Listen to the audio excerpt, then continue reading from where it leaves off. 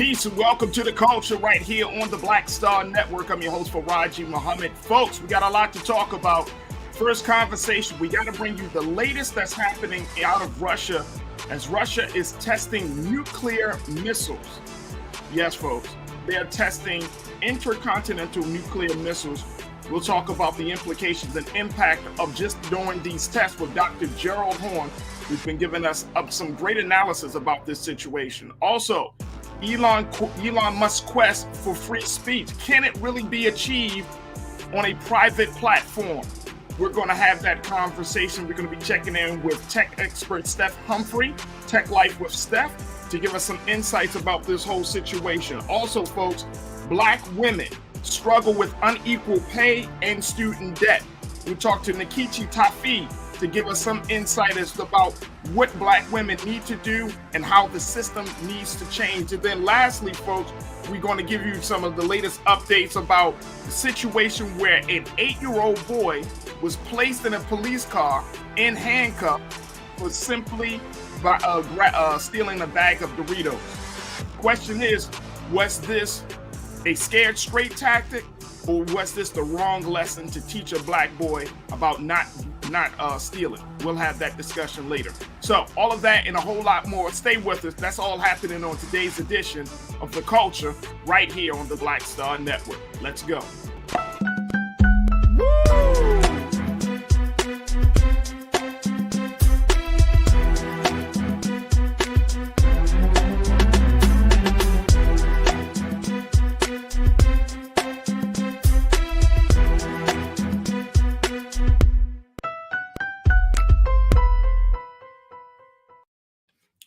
Folks, welcome to the show. We got a big conversation, so let's jump right in. We know that the latest coming out of Russia, folks, they apparently are now testing nuclear missiles.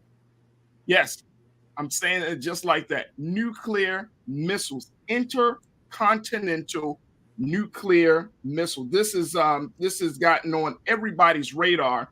And this is just one of the big concerns that the global community is trying to deal with as they look at this whole situation. I want to share with you just some of the latest updates on this. This is coming out of Ukraine, out of Russia, excuse me. And this situation is already at a tense point. Russia has been moving around in the Ukraine, of course, has backed off some of its troops from some of the big targeted cities. But now they're saying under Vladimir Putin, president of Russia, he's saying that he has created this missile, that the defense ministry for Russia is so proud of this capability that they are going to use it, and people will think twice, rather. He said that the folks will think twice before they start to impede on the agenda of Russia. We want to bring in Dr. Gerald Horne, who is a professor from the University of Houston. He's been doing our analysis on this whole situation as he looks at the issue of race and war and culture. And so, Dr. Gerald Horne, thank you so much, dear brother, once again, for being a part of this conversation. Thank you for inviting me. Absolutely. I want to make sure I want to put this thing right, because you've been sounding the alarm. You've been sounding the alarm. And this is, for me, Dr. Horne, this is not a moment where we're like, oh, I told you so. This is not a moment like that, right? But and specifically, you've been sounding the alarm saying, look, this thing can go from 0 to 100 real quick. And it can go into a very, very uncharted space where we're seeing this situation that like we're seeing today. First test launch of this intercontinental ballistic missiles. Putin said it would give countries that threaten Moscow something to think about. He said this truly unique weapon will strengthen the combat potential of armed forces, reliably ensure Russia's security from external threats, and provide food for thought for those who, in the heat of frenzied, aggressive rhetoric, try to threaten our country. Dr. Horne, what is really happening? Is this just a man who is just putting it out there, or should United States of America and other countries across the globe, should we be calling his bluff? How do we handle the situation? Well, I think our constituency should take this quite seriously. You may have heard the rather striking comment of one of Mr. Biden's closest comrades, speaking of Senator Christopher Coons of Delaware, who on the Sunday chat shows suggested that the United States needs to put boots on the ground in Ukraine if they want to prevent Ukraine from losing. That is to say, many of the brothers and sisters who are in the US military may find themselves, if they're not careful, dodging projectiles, dodging bullets in Central and Eastern Europe.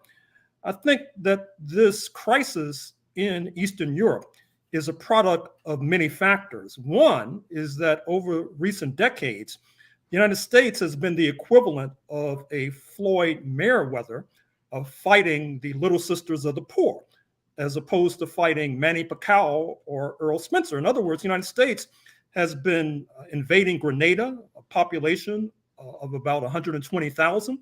It's been sanctioning Cuba, a population of 11 million. It has invaded Libya, a population of about 11 million. And it has not prepared the United States for deal with someone that is relatively its own size. Speaking of Russia, which by some measures has more nuclear warheads than the United States of America does, which is saying something. And as Mr. Putin's comment today suggested, is quite capable of threatening the United States with nuclear holocaust.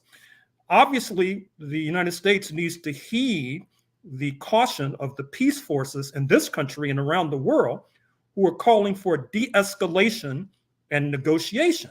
But alas, that does not seem to be on the agenda right now. So it's not on the agenda right now. And how do you rein in a world leader from taking this type of bold step? And I'm saying that because it was also reported today, Dr. Horn, that there were another round of sanctions that were going to be hitting Russia, to one of Russia's top banks that is run by a Russian oligarch. And so, again, that is putting more strain on Russia. I also came across a report as well that Putin is feeling the stress and strain now, that he has told his people that the sanctions are hurting Russia. And then, of course, we know that the people in Russia are trying to seek refuge from this man and his ambitions. So we're at a very, I think, at a crazy place right now with how do you deal with somebody who feels like they're backing up, their back is up against the wall. And I think that's the last place you want Putin to be, or anybody, because if your back is up against the wall, Dr. Horn, you're going to fight like hell to preserve your own life. Well, there are two ways to look at the crisis from Moscow's point of view.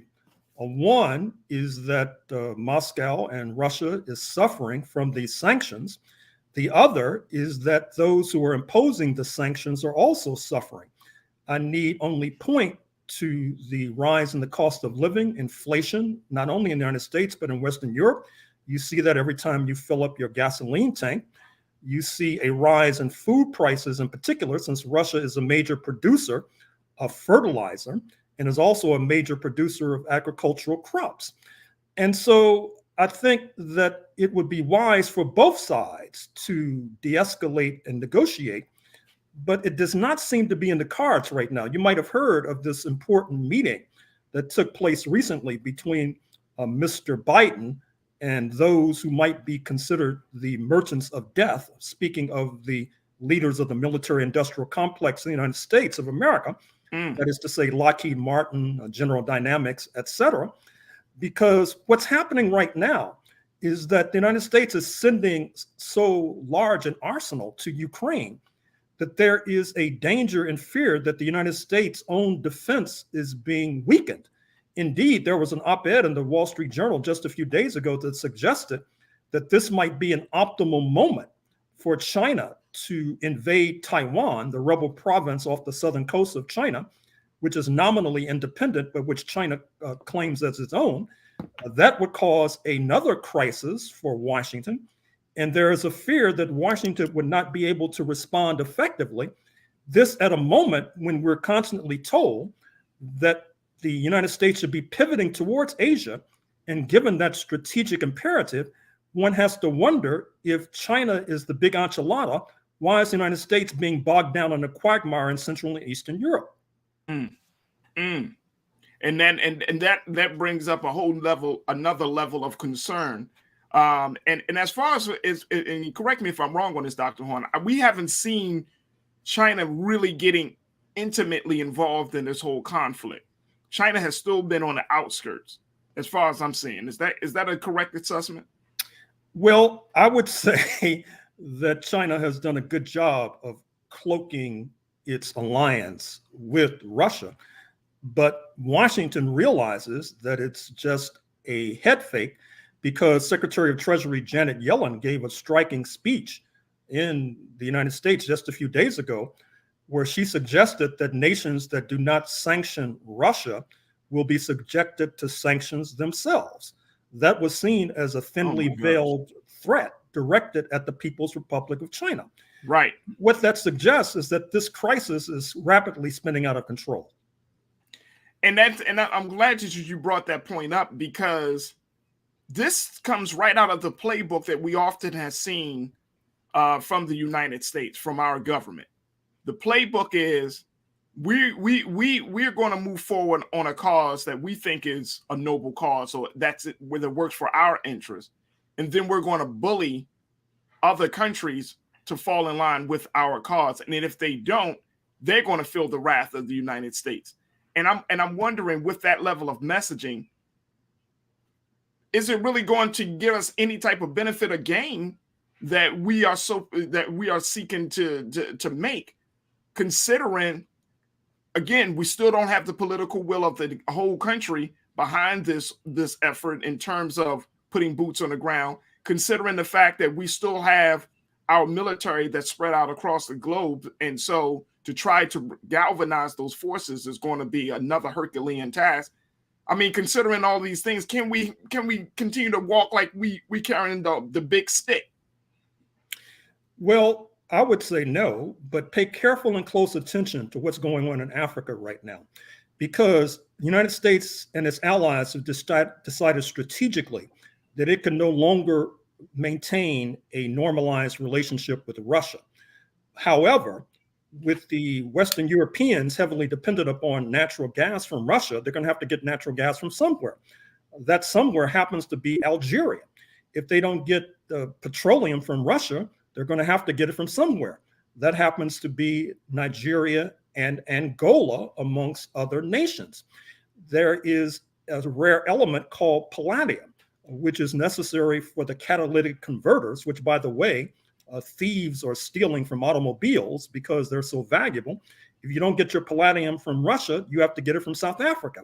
If you don't get your uranium for nuclear plants, such as you have in Perfusion in France, if you don't get it from Russia, you have to get it from Namibia. However, what Washington is doing is saying that Europe and the United States will become more heavily dependent upon Africa for these rare resources. However, that also suggests that the United States may want to make sure that governments in place in these African nations are friendly, if not beholden, to the United States, which many of them are not. And that suggests a more dedicated interference in the internal affairs of African states. Indeed, you're probably following what's happening in Pakistan, where you had a prime minister who was forced out of office, who said that the reason was that Washington thought he was too close and too chummy with Moscow. What has befallen Prime Minister Imran Khan of Pakistan may be the fate of prime ministers and presidents in Africa if we're not careful. And those are I think those words, if we're not careful, are the words that we need to hold on to at this moment. Very delicate, sensitive situation that we're seeing here. And I'm trying to figure out, how do we're getting closer, and I don't know if I can't tell, Professor, if Putin is going to really use these missiles. Because if he decides to use these ballistic missiles, this what they call the Sarmat. If he decides to use these missiles, I just would not know how to really respond or react if he decides to use these missiles in Ukraine. Ukraine has been, and take a look at this, folks. Look at this.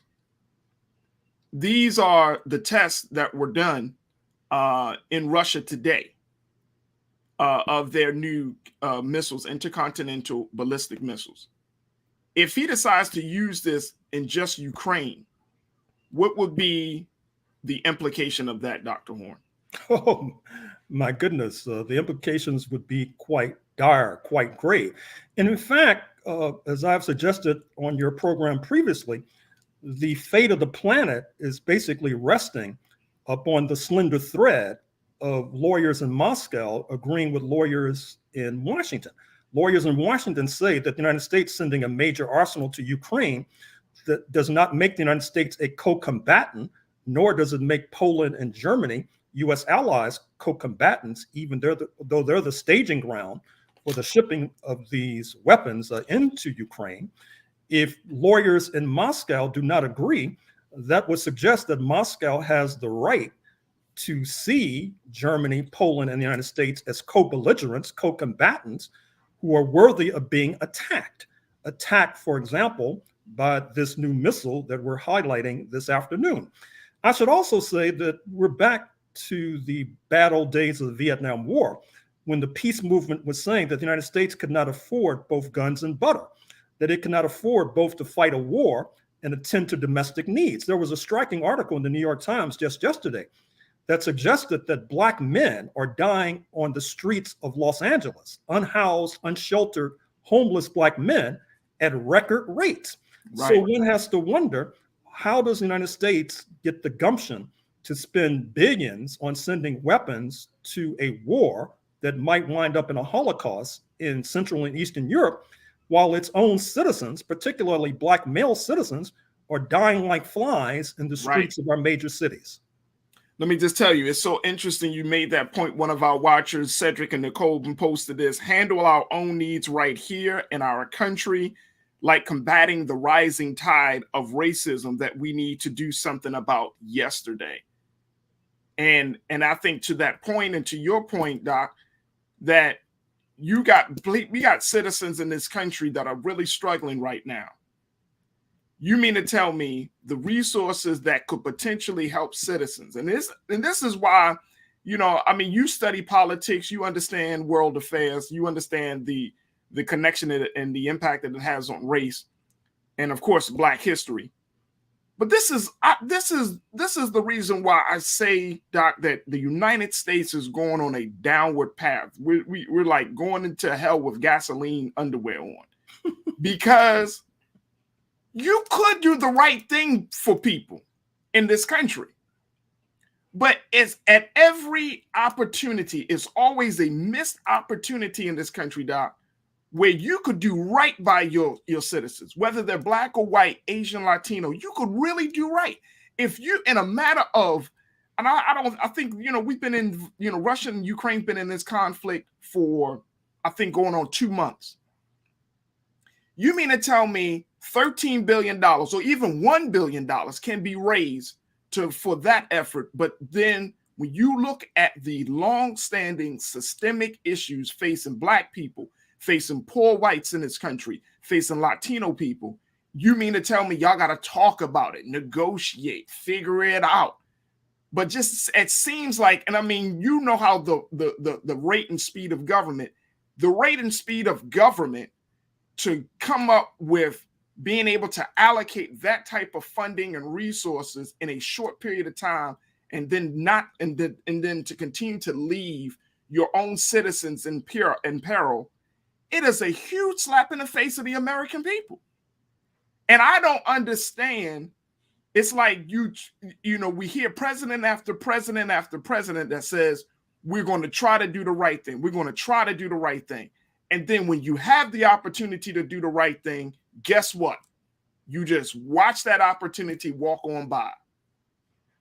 And it's the sad part about it, and I'm just expressing just a very real frustration. The sad part about it is because this country has done so much pain and injustice to not just Black people. We could talk about that all day, but to so many of its citizens that you like almost want to. It's like you want the United States to fail.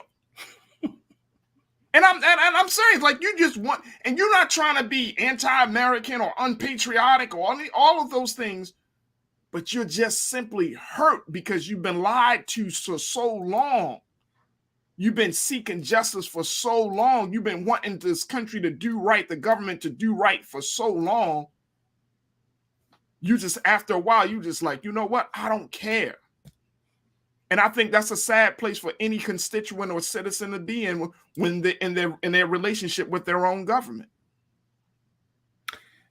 Well, the situation may be even more serious, dire, and grave than your impassioned words tend to indicate.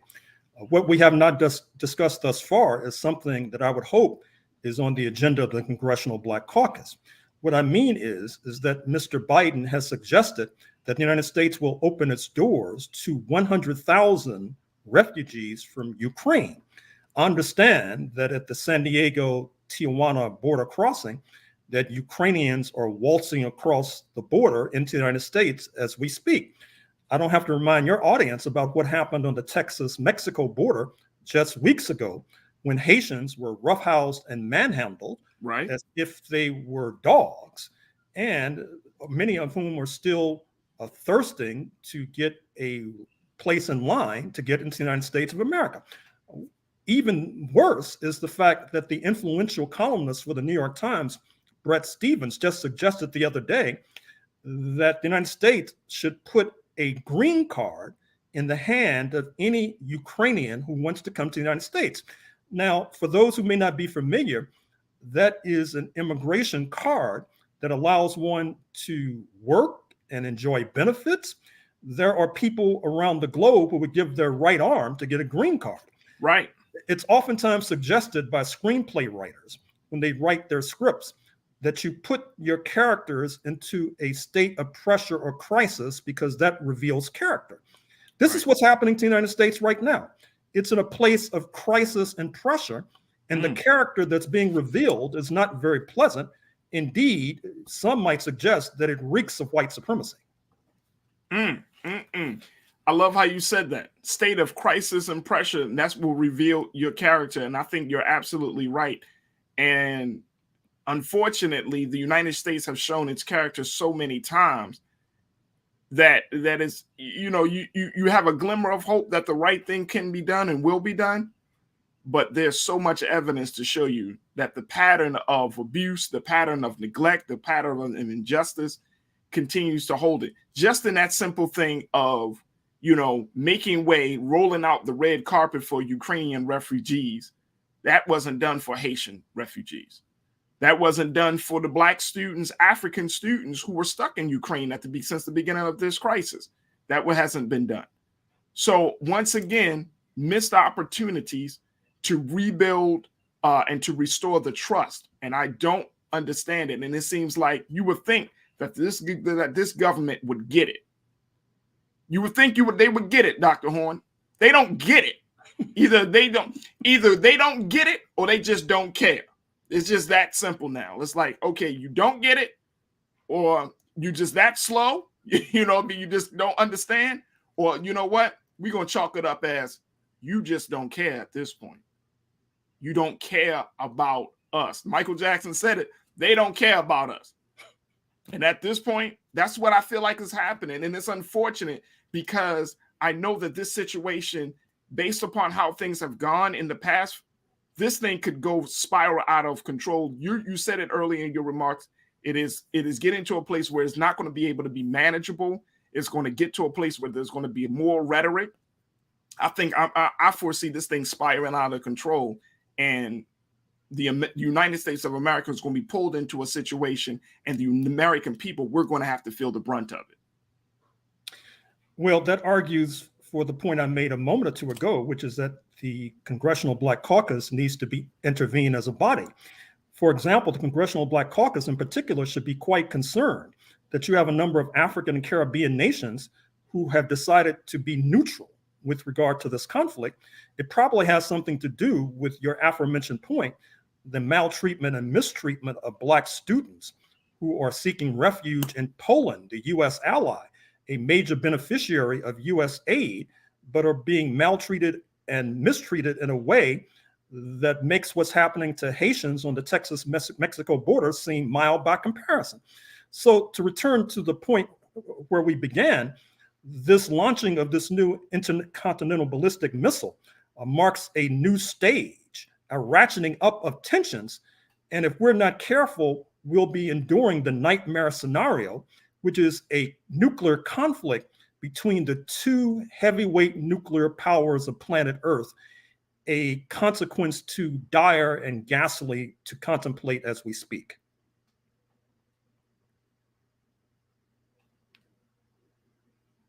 Secretary General Antonio Gutierrez said it last month. The prospect of nuclear conflict, once unthinkable, is now back within the realm of possibility. Oh, God. And that is, I think that's the sad state of affairs. Dr. Horn, we got to let you go, but I truly appreciate you as always. We will certainly bring you back as we continue to get more developments in this whole situation. Thank you so much, Doc. Thank you for inviting me. Absolutely.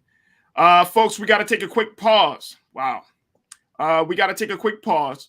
When we come back, we're going to switch gears and talk about tech.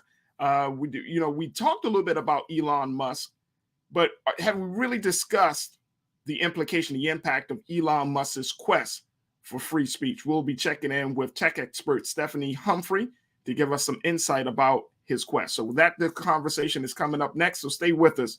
That's all happening in the second 30 of The Culture right here on the Black Star Network.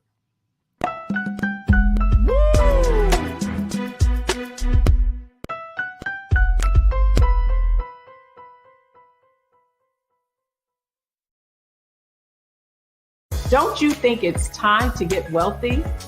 I'm Deborah Owens, America's Wealth Coach, and my new show on the Black Star Network focuses on the things your financial advisor or bank isn't telling you. So watch Get Wealthy on the Black Star Network.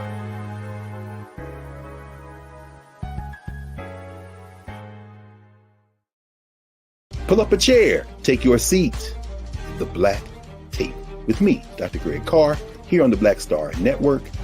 Every week, we'll take a deeper dive into the world we're living in. Join the conversation only on the Black Star Network.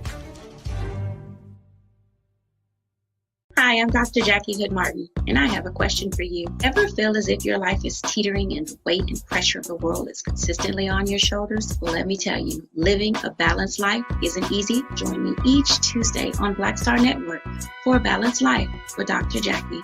We'll laugh together, cry together, pull ourselves together, and cheer each other on. So join me for new shows each Tuesday on Black Star Network, A Balanced Life with Dr. Jackie.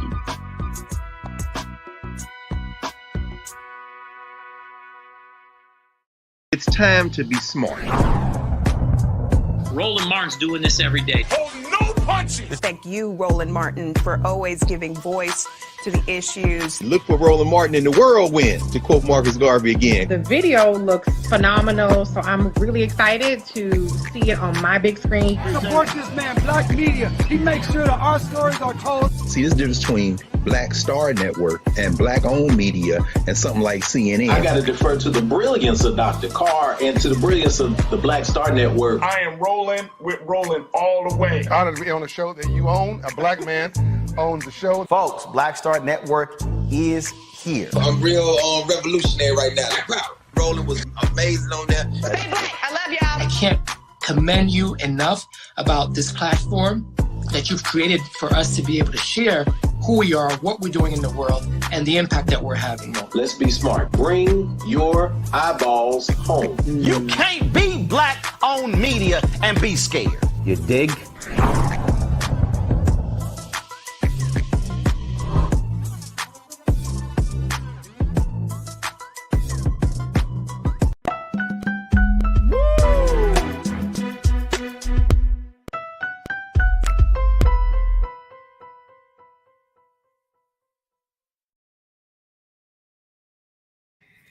Folks, we have been hearing about the big announcement coming from Tesla founder Elon Musk. First, it was the fact that he bought 9% of the shares, making him one of the top shareholders for the social media platform Twitter. Then the announcement came that he was pursuing buying the platform between an estimated $41 to $43 billion valuation.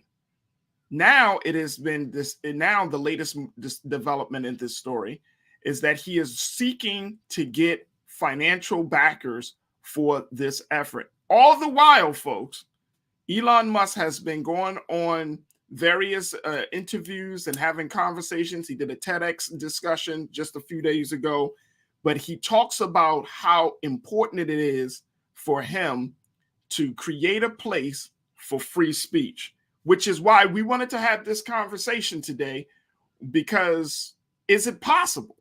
Is it really, really possible for one man and a private company to ensure free speech to all Americans without government intervention? Is that possible? We wanted to bring in a technical expert, tech expert, and she has been doing a number of having conversations both on her social media platform as well and in other spaces. But she is a dynamic woman that understands the ins and outs of the tech world and tech space. So we want to welcome to the airways of the culture here on Black Star Network. You've seen her on Roland Martin Unfiltered. Had to bring her on here as well. Steph Humphrey, who is the founder of Tech Light with Steph. Steph, thank you so much for joining us this afternoon.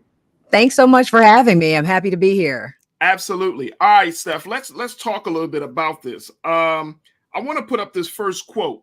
This is directly from Elon Musk, where he talks about this whole idea of creating, or at least getting, this platform for free speech. Keenan, let's put on quote 1. He said, quote, "I think it's very important for there to be an inclusive arena for free speech. Twitter has kind of become the de facto town square." Okay, so I want us to jump into that. Look at your face, Steph. We didn't even start the conversation yet, sis. But I think it's interesting, right? Because it's like, now we also know that Twitter is putting up some resistance to one man owning this major platform, right? Yes. So they call it the poison pill. Yeah. And basically they're saying, look, we're going to, as the board, we're not going to allow you. You may have a significant amount of shares, but we're still not going to allow you to have full ownership without getting a consensus from the board, right? So here's the thing. If he is looking at this for being free speech, my big question is that even a realistic goal? No. And I don't believe that is his goal either. I think he is using that as sort of a justification for what he's doing. But I don't believe, Elon Musk cares about free speech one way or the other, here or anywhere else. I think Elon Musk is the world's biggest troll. And I think he was upset with the way Twitter and the SEC sort of low-key censored him back in 2018 when he made those comments about Tesla stock. And I think this is his way to get back at them. He's a ginormous, grown teenager. And I think he's having fun at Twitter's expense, at the SEC's expense, at the public's expense, just sort of putting us through all of these changes and keeping his name in our mouths. So this is just a PR stunt, you think? Honestly, yeah, I really do. I don't believe he cares I don't believe he cares enough about free speech to make that his cause in this case. I think there are some points that he has made that are legitimate, as far as Twitter needing, and all social media platforms needing, to show a little bit more transparency around the type of content moderation they do and why they do it. But at the end of the day, these are, businesses. They're not the government. We throw this free speech term out there like we're entitled to it under any circumstances. and we're not. We're just not. I don't think people really have a even basic foundational understanding of what the First Amendment says and guarantees. And all it does is says that the government can't put you in jail for what you say. It doesn't say anything about I should be able to, dox people on a platform because Twitter's the de facto town square. So what? It's still a publicly held company that is not necessarily, beholden to the same, rights and privileges that are ensconced in our Constitution. It just doesn't work that way. And I don't know that there is a way to make it work that way. Yeah. The other part about this is I'll jump to this point with the actual Communications Decency Act actually says about free speech. And I want to, Keenan, if we can throw in a quote number 3 for this, because I want to show people. So there is a law. It's called Section 230, and it is Section 230. Yes, it is. It's been in dispute since they created it. This is what is protecting social media platforms right now from any sort of consequence of the content that is on their platforms. This is what you talked about in your intro. Like, what could the government do? What sort of government intervention could happen to prevent the unfortunate situation? I think if Elon Musk becomes the owner of Twitter, he's going to take the company private. He's already said he's going to take the company private, and I think that's going to leave the door open for rampant abuse, misuse, misinformation, and disinformation on that platform. Oh, no doubt. It's going to be an absolute free-for-all. However, yeah, the repeal of Section 230 may prevent that from happening. So I want to, Keenan, let's throw that back on the screen, brother, because I want people to really understand the significance of Section 230 of the Communications Decency Act. No provider or user of an interactive computer service shall be treated as the publisher or speaker of any information provided by another information content provider. So we're essentially saying that no one is held liable at all. No one is held liable. The platform is not going to be held liable. The users aren't going to be held liable. So no one is held liable for whatever is said on these social media platforms. That's right. And it opens the door for Pandora's box. It is, of course, there have been many conversations about everything from security to content and hate speech on these platforms. So nobody's, so nobody's responsible. So you could do whatever you want on social media.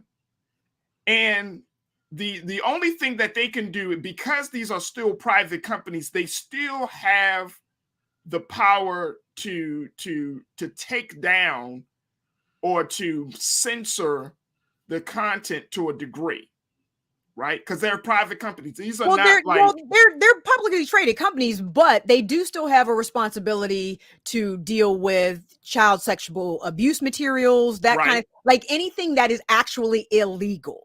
So like I said, child sexual abuse material, you can't, threaten people, that there are certain things that are not protected by free speech in this country. You can't yell fire in a crowded theater type stuff. Right.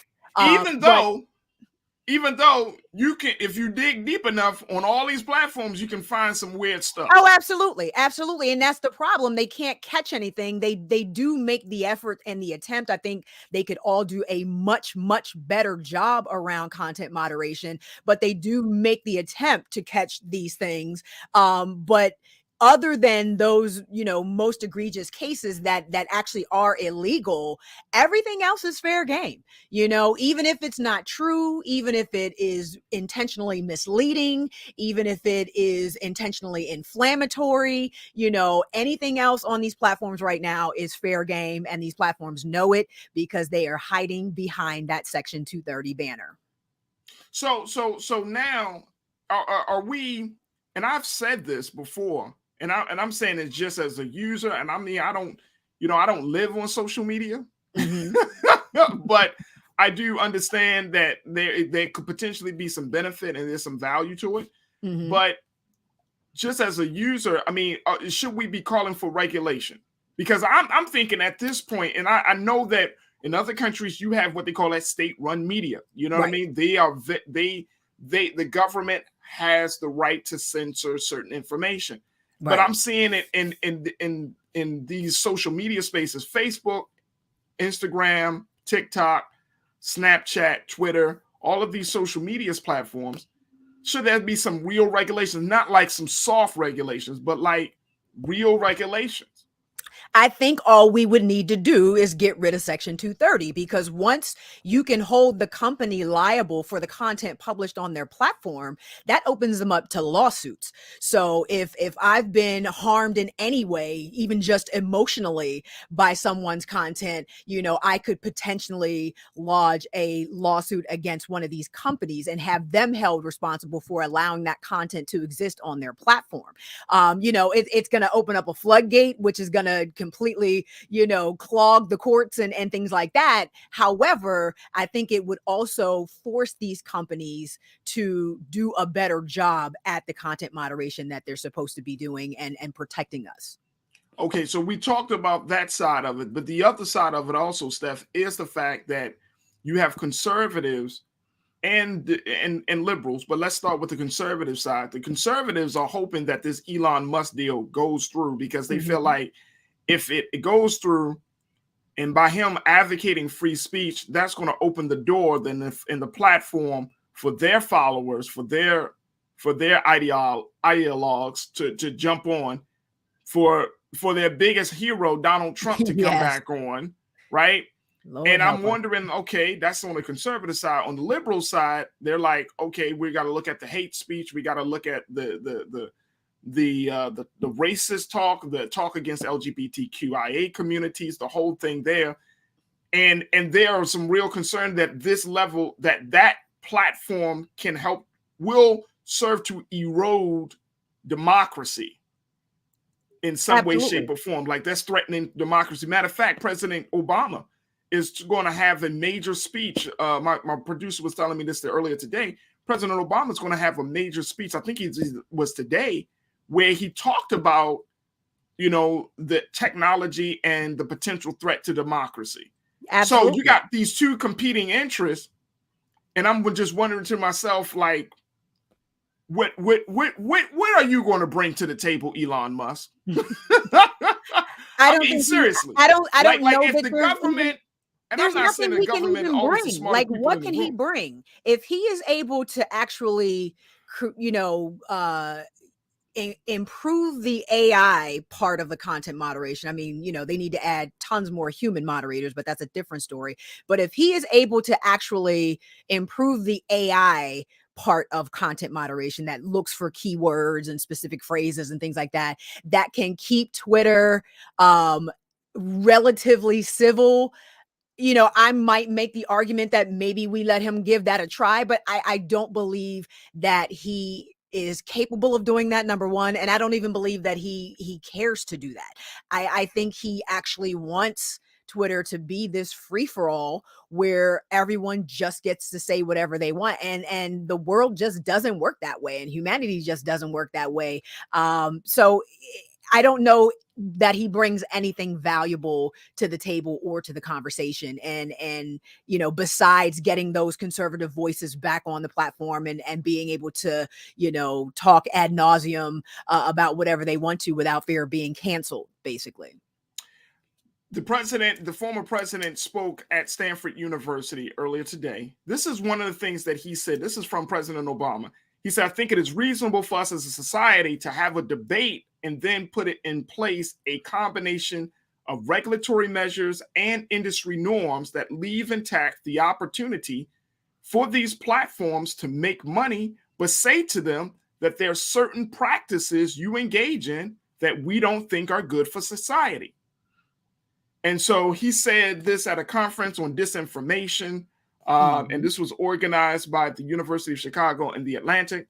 And he just said that today, that you got to have, And he said the reason he wanted to have this conversation, or at least he wanted to speak on this issue, is that he's been talking to industry leaders, he's been talking to community organizers and activists, he's been talking to a number of people who said that they have been impacted significantly by social media. Mm-hmm. And so he's trying to, in his own Obama-esque way, he's trying to bring some peace into this like raging debate about this platform.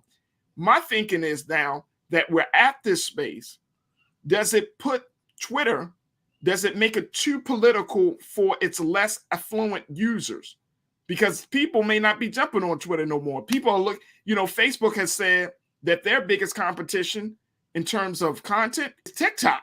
Yeah. Instagram versus TikTok. So we're like, are people going to start tuning out this whole idea of sharing, discussing ideas, and people just want to see, people doing dances and it's funny because it's funny because I talked about this on my podcast that I would most likely either leave Twitter if Elon Musk was able to purchase the platform, or that my presence there would be significantly decreased, only because I would not feel safe in that space, without the more stringent, content moderation tools and practices that should be there. I don't know that I would feel safe to be there saying anything. I think a lot of people feel that way. I don't know that we would see people leaving en masse, maybe like we would expect them to. I don't know how that plays out for Twitter employees who are also not happy at all with this potential, development with the company. So it's where we'll have to see. I think Twitter is still very relevant, to your point about, are people on TikTok or Instagram or wherever. I think people are on platforms for specific reasons. And I think Twitter's platform is somewhat of a town square. It is, I think, the place where more people get their news than anywhere else. I think it's a place where journalists, can thrive and get sources and talk about issues and things like that. Yeah. So I think Twitter has its use case, has its very specific use case. So I don't know that it would be threatened necessarily by these other platforms, but I do think, we would see it change significantly, and the behavior on there change significantly if it was taken private. Mike V, who is one of our loyal watchers, Steph, he brought up this point. Black people will need to create their own social media platform as a safe space for liberation. Black people already got their own social media platform. Fanbase. Isaac Hayes III runs a platform called Fanbase, which is very sort of Instagram-esque as far as its user interface. But we already got our own platform. So head over to Fanbase. That's right. So we know, Big Brother Roland, he's already an investor in Fanbase. He's been talking about it. He does a lot of, you're on there. A lot of people are on there. But do people still see it as the place to are we in that space right now? Do we need to totally remove ourselves from Twitter, Instagram, Facebook? And I'm just asking because we stream on these platforms. Right. I wouldn't necessarily say we need to totally remove ourselves, because there's people on these platforms that are monetizing them to their benefit. There are e-commerce people, influencers, people are finding different ways to earn a living and make money on these platforms. So I definitely would not discourage anyone from getting that bag, however they can get it on whatever platform they can get it. But I think in the same way that we support Twitter and TikTok and Instagram and LinkedIn, we should support platforms like Fanbase. You know what I mean? And I am guilty of that as well. I don't do the best job I could do. I mean, I invested in the company and I have an account there, but I don't do as good a job as I could at being intentional about engaging with the platform on a regular basis. You know what I mean? I engage with Instagram, TikTok, and LinkedIn every single day. Right. But I don't do that necessarily with Fanbase yet. Now that I'm saying it out loud, I am going to be more intentional about doing it. Right. But that's what we all have to do, is be more intentional about engaging with our platforms on a regular basis if we claim to want to support our own and build our own. And why don't we have our own? Well, we do have our own, so we need to support it. The last point on this, Steph, is that, when we see Elon Musk, and I think it's interesting that you got some black folks that really praise Elon on his ingenuity, his innovation. I think that's interesting. You obviously you've heard the same thing. People, oh man, Elon Musk, he's a genius and all of that. So, but is it like when we look at Elon Musk and I see what his attempts are with Twitter, it reminds me of Donald Trump and his Truth Social, where he said the same thing. Right. Hey, I want to create a space for free speech. Right. And we months after that's been launched, it's a dud. And we see the same as Parler. There was another platform called Parler before Truth Social came out that was also supposed to be this conservative answer to Twitter and Facebook and other platforms that didn't allow them to exercise their free speech rights. But at the end of the day, people want to be where other people are. So the idea that you're going to get billions of people literally billions of people to migrate away from these already established platforms onto something new, which again is a similar reason why we're still trying to build fan base. You're trying to get a bunch of people to move to a new platform. It's just a hard thing to do, especially if the platform is not as effective as the ones that they're leaving. And I'm not saying that about fan base, but I had heard on Truth Social and Parler and those more conservative platforms that they were buggy. There were issues. They don't have the capacity. And they don't have the capacity. Servers are crashing and things like that. So the idea that you're going to get all these people to migrate away from where they can already comfortably have conversations is pretty slim. Absolutely and I think that it also speaks to the fact that you might be looking at two sides of the same coin when you're talking about Elon Musk and Donald Trump, right? Absolutely. So that is something, Steph, we're going to have to keep our eyes on this. I'm keeping up on this because I think it's a fascinating just a fascinating idea, but I'm pushing back on that.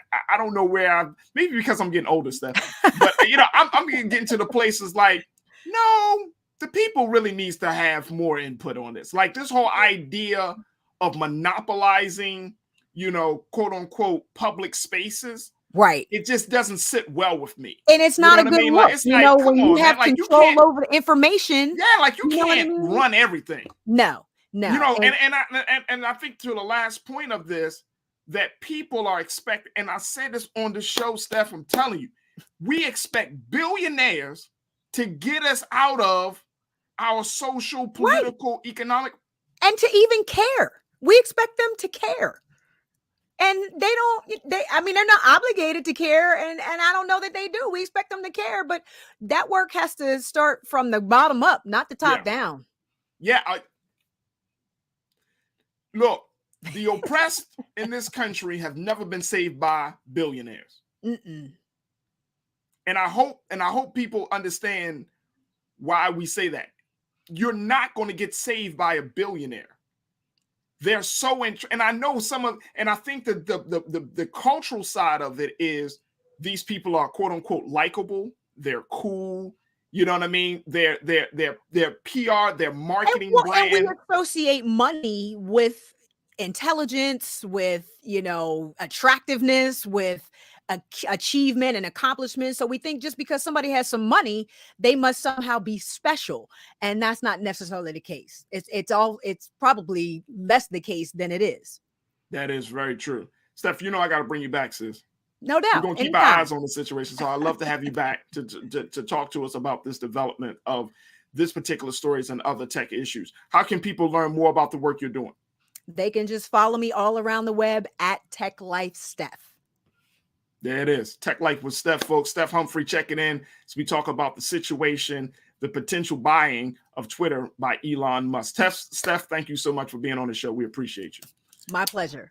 Folks, we got to take a quick pause. When we come back, let's shift gears. Let's talk about Black women and how Black women are serving in a crazy space right now. According to a number of new reports, Black women are struggling not just with unequal pay, but Black women are carrying the debt of so many in terms of student loans. So we'll have that conversation with Nkechi Tafi to give us some insight on how Black women can get out of that space. That conversation is up next, so stay with us. It's The Culture here on the Black Star Network.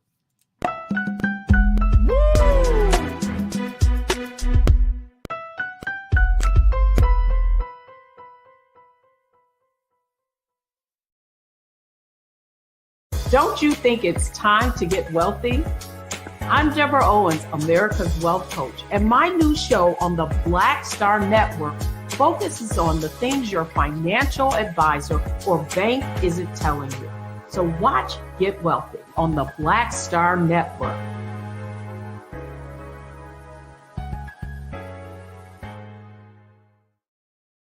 Hi, I'm Dr. Jackie Hood Martin, and I have a question for you. Ever feel as if your life is teetering and the weight and pressure of the world is consistently on your shoulders? Well, let me tell you, living a balanced life isn't easy. Join me each Tuesday on Black Star Network for a Balanced Life with Dr. Jackie. We'll laugh together, cry together, pull ourselves together, and cheer each other on. So join me for new shows each Tuesday on Black Star Network, A Balanced Life with Dr. Jackie.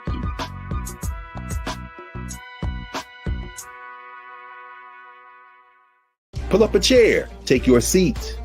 The Black Tape with me, Dr. Greg Carr, here on the Black Star Network. Every week, we'll take a deeper dive into the world we're living in. Join the conversation only on the Black Star Network.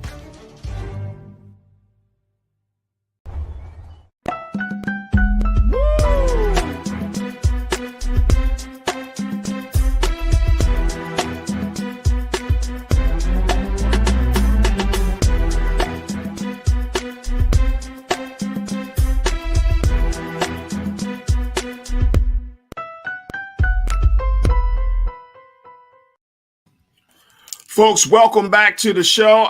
Phenomenal first hour. We talked to Dr. Gerald Horne about what the situation is in Russia and Ukraine. We just got off got out of the conversation with Steph Humphrey of Tech Life with Steph to talk about Elon Musk. Folks, if you haven't had a chance to, see our first hour, make sure you go back to our playback and make sure that you let people know that we're having these very, very important conversations. And we're having them with people that you should definitely listen to. So phenomenal first hour. All right, let's move on to another part of the conversation, which is the struggle and the fate of Black women. We're finding, according to a number of new reports, that Black women, and I want to share this quote with you, and Keenan, we could throw this up here very quickly. When we look at unequal pay and more student debt, Black women are carrying the burden, folks.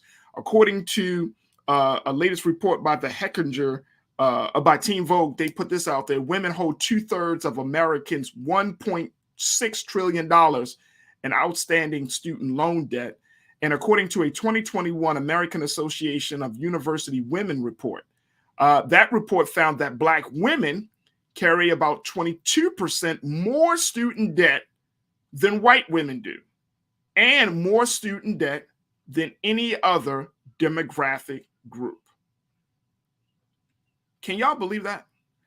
Check this out. Also, it says that Black women are marginalized, and this is coming from a woman by the name of Brittany Williams, who co-authored a report called How Black Women Experience Student Debt.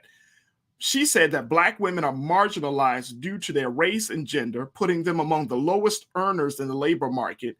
The racial wealth gap leaves Black women with fewer resources to pay back their loans because for Black women, more degrees do not necessarily equal more money.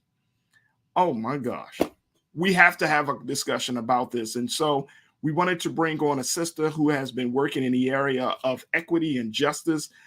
She is an author, and she is also the CEO of the Taifa Group and the director of the Reparations Education Project.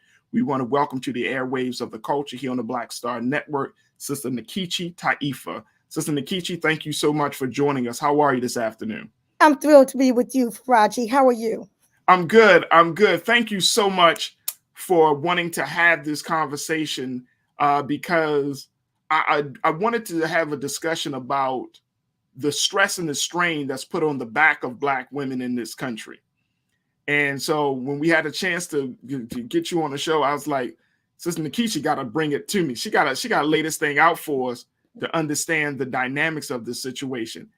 I did not know that Black women were debt, that Black women really held so much debt when it comes to the student loan conversation, because I think that's the big part about it.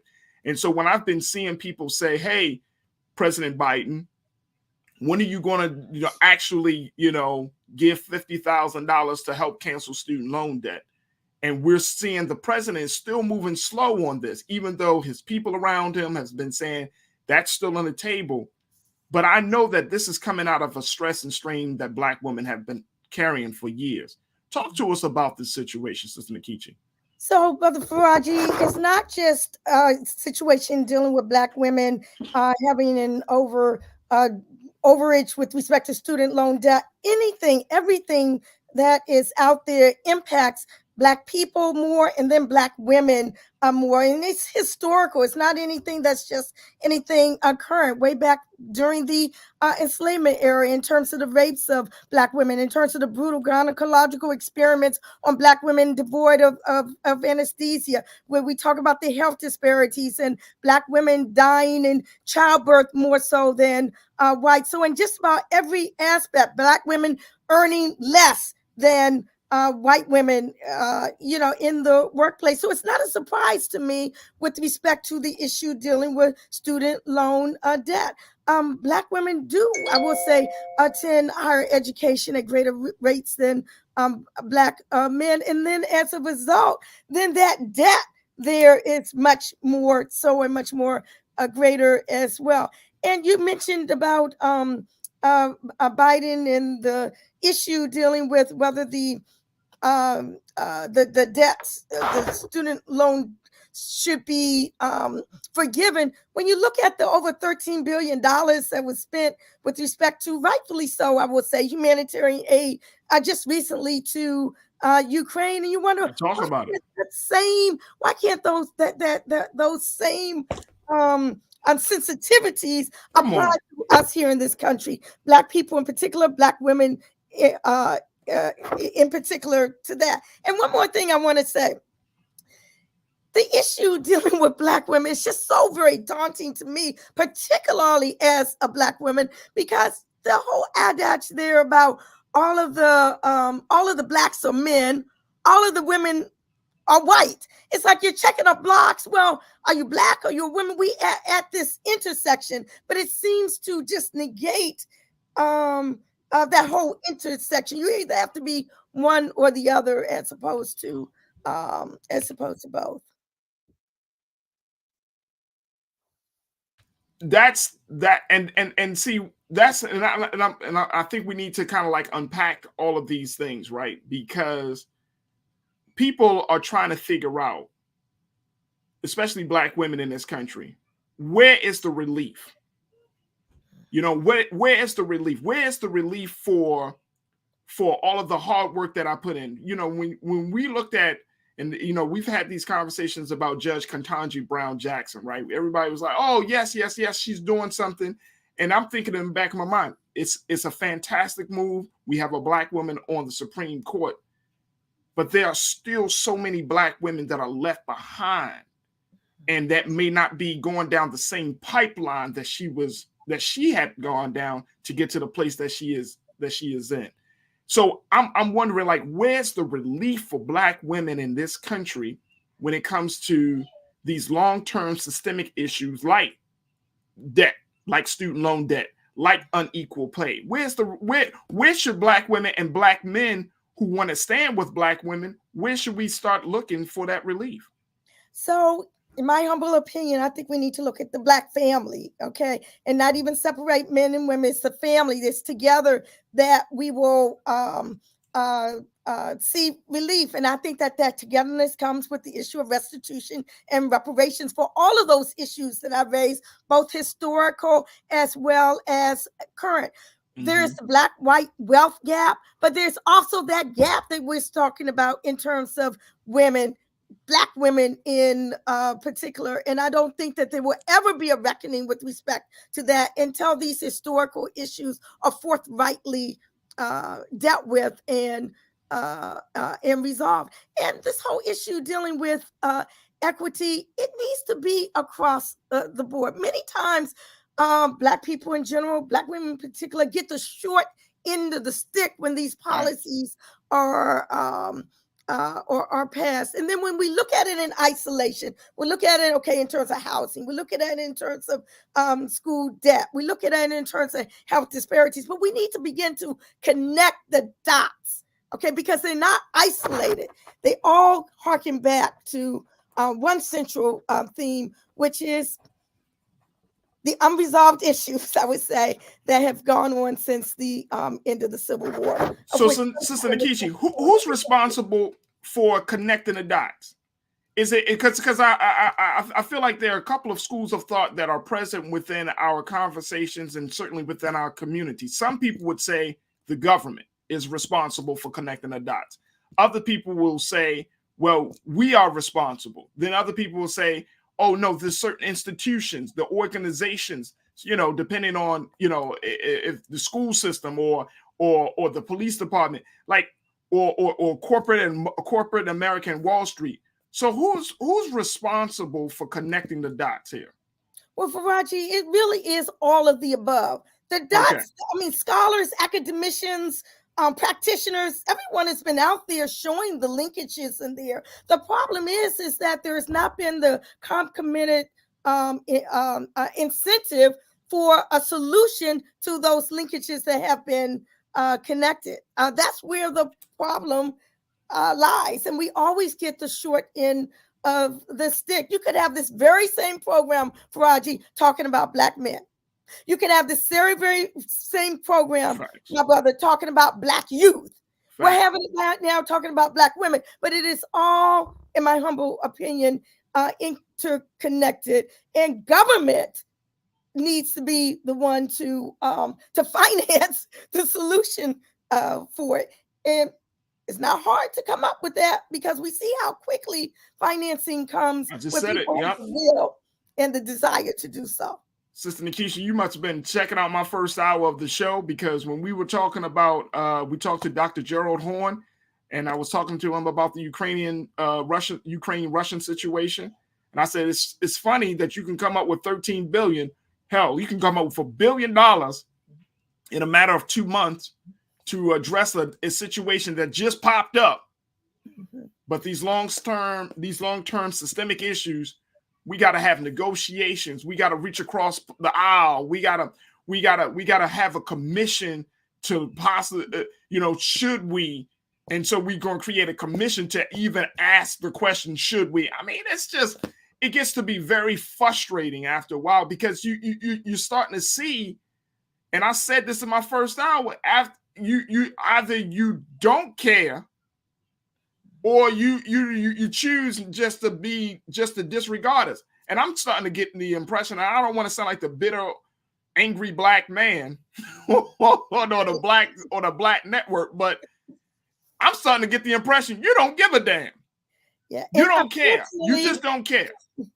And I know that in that, really my frustration, because I've studied histories, I've studied the heroes and sheroes of our time. I know that out of that place of not caring, it's because of disappointment and feeling hopeless. So you get angry. And that's what I think a lot of Black people are in this country. You know it, and I know it. We're just angry. And if America did right by us, and just in a very small way, now, I mean, and I'm saying small way, you looking at student loan debt, for example, and you know that relieving student loan debt would break the shackles of debt and slavery from so many Black people in this country, for Black and brown communities. But guess what? You don't even have the political will to say we're going to break them shackles. You just don't want to do it. And Sister Nkechi, I don't know as a people how we process that. So you tell me, sis. You tell me. I'm in my bag right now. It's all good. I love you in your bag, my brother. And unfortunately, I missed the first hour, but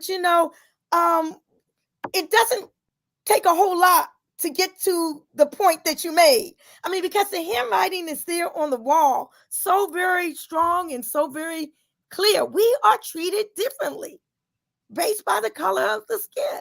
And when we talked about Ukraine and the comments that we saw being made in terms of, oh, they look like they could be someone who lives next door to me. I'm talking about white people talking, or they have blonde hair and blue eyes. This surely could not be happening to them. Yet when these same things are happening to people who look like you and I, okay, we don't get that same type of concern. And even in terms of student loan debt, it's just ironic to me that in a time now when they're talking about shutting down the truthful teaching of history and truthful textbooks and all of the above, we were in these institutions, okay, learning white supremacy, okay, and we're saddled with all of this debt, with everything that we've learned with respect to white supremacy. And now they're talking about not even allowing real history to be taught. Yet we're still saddled with the debt from history from a European frame of reference. It needs to not only be forgiven, but there needs to be restitution, I would say, for the incorrect history that we have been inundated with. You're a lot younger than me, but I know when I was coming up, there wasn't even initially Black studies in the schools or anything along those lines. Thankfully, that changed, and now the clock is being rolled back again. But so black women. Yeah. And so that brings me to the next point. That brings us to our next point, Sister Nkechi, which is, do we advocate for drastic change at this point, right? Like, for example, you're talking about student loan debt. That's between the colleges and universities and the banks. Right? So are we advocating for what? Because if the colleges aren't teaching us, or really the education from the colleges don't give us the type of advantage that we need, and yet it puts us at a greater disadvantage financially. So we're not getting the education that will make us better, but more getting education that's going to just simply make us more subservient to the powers that be. And then on top of that, we owe all this money to become servants and not being masters of our own fate. It's a huge slap in the face. It's insulting. And so I'm saying, do we need to have a different tone to the conversation about, okay, well, maybe we should stop putting so much emphasis on the value of this educational system, or maybe we should start looking at, I don't know, boycotting some of these colleges and universities that have put this great burden on us. I mean, from that space, because you're a scholar, what do we do in that space and in that relationship? Well, we definitely need transformational change. We don't just need to sugarcoat over the issue. There needs to be a transformational change in this society if we really want to make a real difference, not a difference that's just sugarcoated over, but a real difference. And the colleges and the universities, they owe us. I hate to sound like a broken cord, but it was colleges and universities benefited from the enslavement era. Just about every single Ivy League institution there had its roots with respect to the enslavement. That's how they made and got their fortune. So, I mean, everything that we look at today is why I talk about connecting dots. Connect back to the past. And until we deal with that reckoning, we're just going to be spinning our wheels. And I will just say one more thing. Sure. There was a time during the 60s and 70s when we sought a different approach. I know I was involved in what we call the independent Black schools movement, where we sought to teach our own children, okay, true history, teaching them things from an African frame of reference and the like. People adopted African names, and the like. And I think it did, in fact, make a difference. But it makes a huge difference. I'm familiar with that history, Sister Nkechi, and I know that for if you did for the work that you and others have done in that time, it made a huge difference. I mean, Black people became more conscious as a result of other Black people saying enough is enough. We're going to create our own educational pathway. But what I think certainly now the conversation changes is because of the culture that we currently live in right now. As much as we want to believe, it is not a pro-Black culture, right? And I'm saying even among our own people, even among the Black community, right? We have this Americanized pro-Blackness. Like we're pro-Black on a t-shirt. We're pro-Black on social media. But I'm talking about pro-Black to the point where not to the detriment of other people, because I think that's crazy as well. We don't want to denigrate other people and their struggle and their value and their worth. But there's that, like the connection of being pro-Black.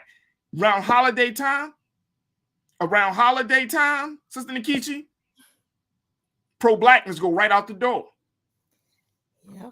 I know I'm stepping on somebody's toes, so I know I'm about to lose some watches today. But let's keep it real. Around holiday time in America, Christmas, and some of those other big holidays go right out the door. Yeah. Yeah. And what y'all did back in the 60s was the reason that we were able to make the type of gains that we were able to make is because we disrupted the very nature of the system by saying, I'm not going to give up. I'm willing to give it all up. Whether you're talking about the Montgomery bus boycott, whether you're talking about any other major element of the civil rights or the Black Power movement, there was a sacrifice that was made. Like you can't be liberated and then not sacrifice anything along the road. Like the liberation, freedom, equity, or equality and justice requires sacrifice. That's how I understand the principles. And so we're at a place now where we want these things, but we want them based upon our own ignorance. We want it based upon our just, our comfort zone. And you can't. Like, when I think back to the Montgomery bus boycott, Sister Nkechi, how many months that actual boycott actually was? Almost a year. Can you imagine? I mean, you deciding and your friends deciding, right? Like, don't get on that bus. We walking to work today. And that was Black women. Black women who were working in white folks' homes. In one part of the city, right? But it had to travel all the way to clean homes, to serve, in other ways, just to make it. And guess what? They walked right back home for almost a year. Yeah, please. Yeah. And I'm not trying to romanticize it. I'm just simply saying, let's put it in its proper context. That's a sacrifice. You can't be liberated. You can't have freedom, justice, and equality unless you're willing to make a serious sacrifice. And that's the place that the culture right now hasn't pushed us to the point that we want to make that level of sacrifice. The culture right now has pretty much, and this is just my opinion, Sister Nkechi, the culture right now has made it comfortable for you not to sacrifice, but it also made it comfortable for you to call out to say, oh, I want this and I want that. But there's sacrifice that's required to that. Yes, and that sacrifice, even going back to the school and equal pay, during the Rosa Parks time, those women Black women were working in white folks' homes. And then as a result of the civil rights movement, folk got jobs, but they weren't paid the same, unequal pay for the same type of work.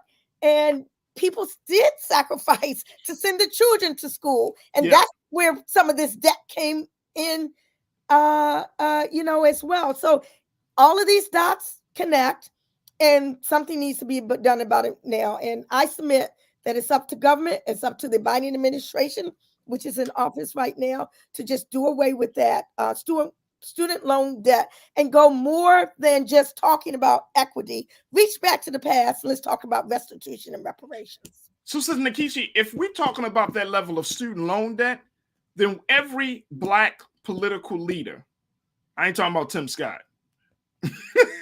I'm not talking about Tim Scott. Or the Democratic side, the Congressional Black Caucus, every Black political leader from the federal level down to the local level should be on board. And I'm talking about Black people should be, this shouldn't be a solo act. This needs to be a choir. There needs to be a chorus, right? And you're talking about every Black political leader putting that level of pressure on President Biden. The other day we had a conversation on this show, I think it was yesterday, we talked about how there were more lobbyists that went to Vice President Pence during the time that they were in office during the Trump administration than any other vice president. And the reason they went to him because they found him to be a stability in a very crazy administration. In this case, going to Vice President Harris, say, Vice President Harris, we put you in office, you owe this. You are a Black woman. You know exactly what the issues are. You went to an HBCU. You know exactly what the struggle is, right? And then put the fire under her and then go on to Biden with her. Who also is in office as a result of Black people. As a result of Black people who had 50 years, so he understands how this whole situation has gotten to this point, because he's been in office for damn 50 years, going to that president and saying, look, bruh, I know you're thinking about re-election.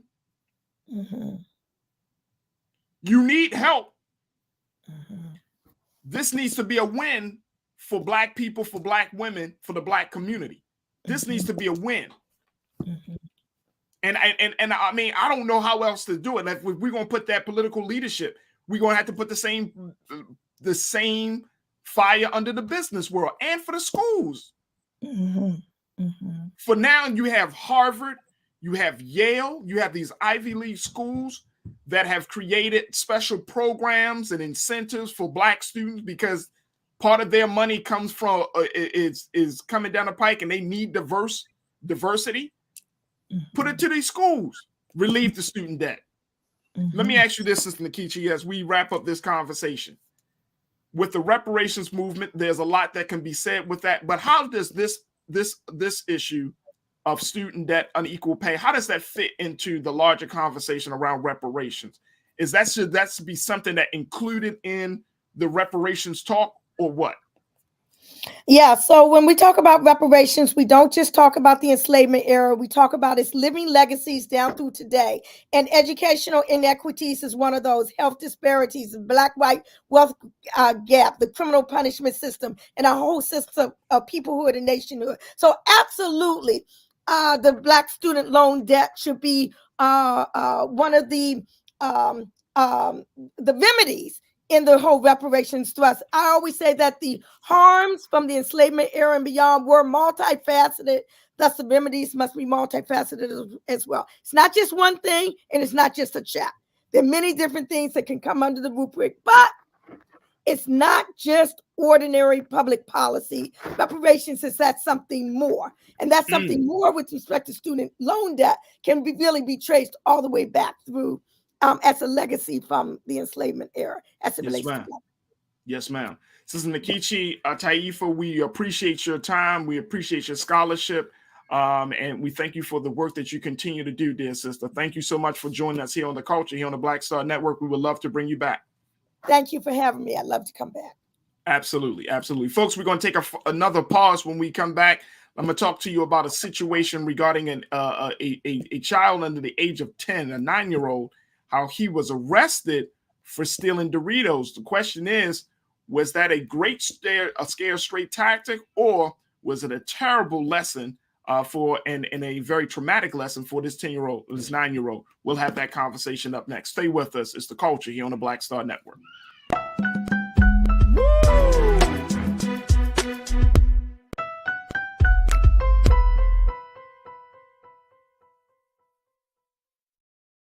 Pull up a chair, take your seat. The Black Tape with me, Dr. Greg Carr, here on the Black Star Network. Every week, we'll take a deeper dive into the world we're living in. Join the conversation only on the Black Star Network. Don't you think it's time to get wealthy? I'm Deborah Owens, America's Wealth Coach, and my new show on the Black Star Network focuses on the things your financial advisor or bank isn't telling you.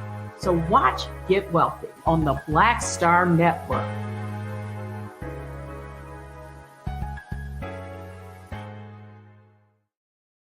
Hi, I'm Dr. Jackie Hood Martin, and I have a question for you. Ever feel as if your life is teetering and the weight and pressure of the world is consistently on your shoulders? Well, let me tell you, living a balanced life isn't easy. Join me each Tuesday on Black Star Network for A Balanced Life with Dr. Jackie. We'll laugh together, cry together, pull ourselves together, and cheer each other on. So join me for new shows each Tuesday on Black Star Network, A Balanced Life with Dr. Jackie.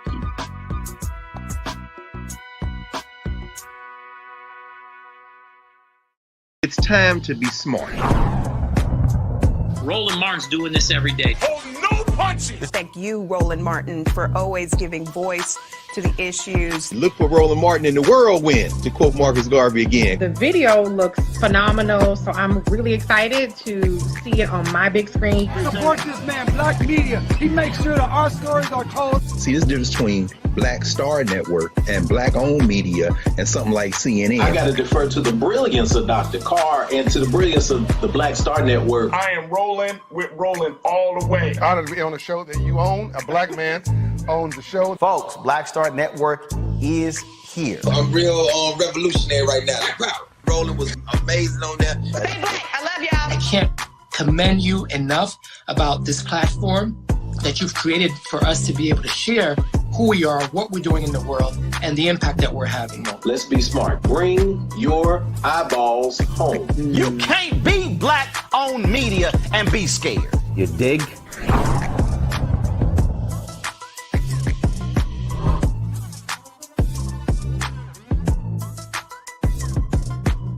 It's time to be smart. When we control our institutions, we win. This is the most important news show on television of any racial background. Y'all put $2, $3, $4, $5, $10, $15, $20, $30 on this and keep this going. What you've done, Roland, since this crisis came out in full bloom. Anybody watching this, tell your friends. Go back and look at the last 2 weeks, especially of Roland Martin Unfiltered. I mean, hell, go back and look at the last 2 days. You've had sitting United States senators today, Klobuchar and Harris. Whatever you have that you can bring to Roland Martin Unfiltered to support it, please do, because this information may literally save your life. Watch Roland Martin Unfiltered daily at 6 p.m. Eastern on YouTube, Facebook, or Periscope, or go to RolandMartinUnfiltered.com. Support the Roland Martin Unfiltered Daily Digital Show by going to RolandMartinUnfiltered.com. Our goal is to get 20,000 of our fans contributing $50 each for the whole year. You can make this possible. RolandMartinUnfiltered.com.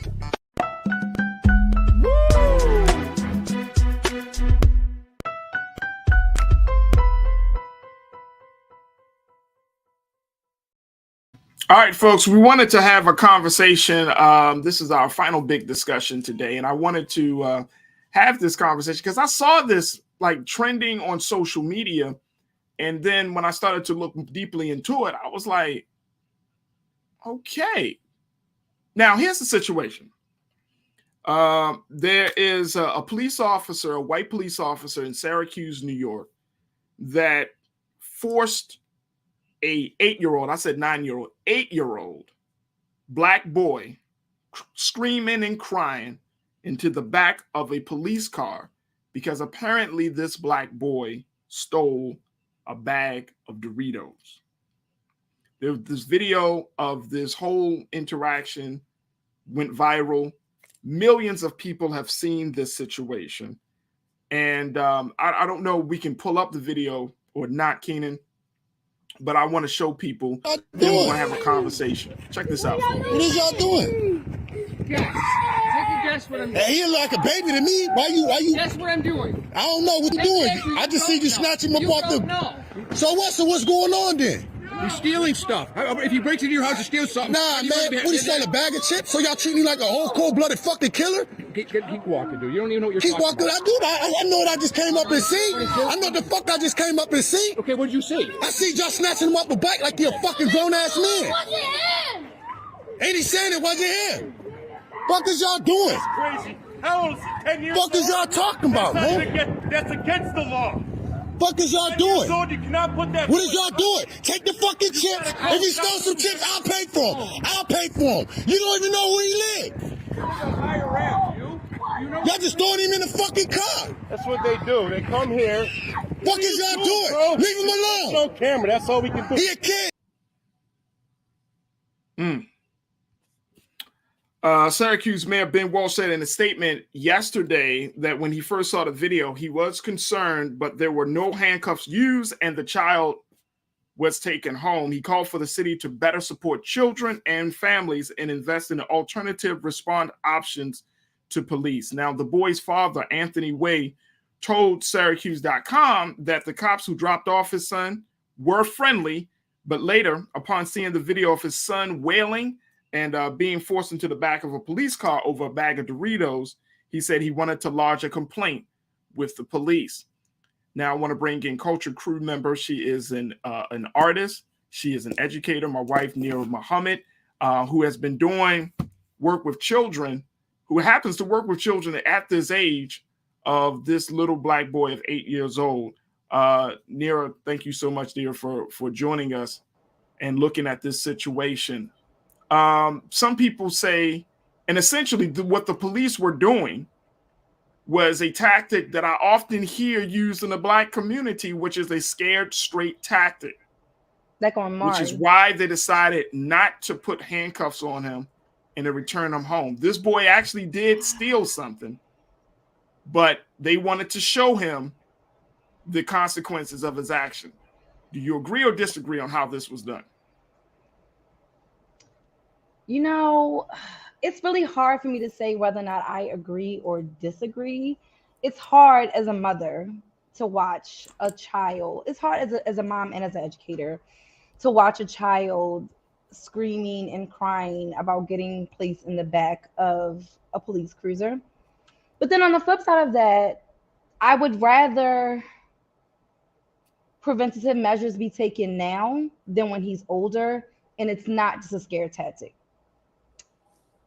I also have been on the receiving end of being robbed by fourth graders, third and third graders who are about the same age, who are between 8 and 10 years old. I had a fourth grader go into my wallet and steal all of my money.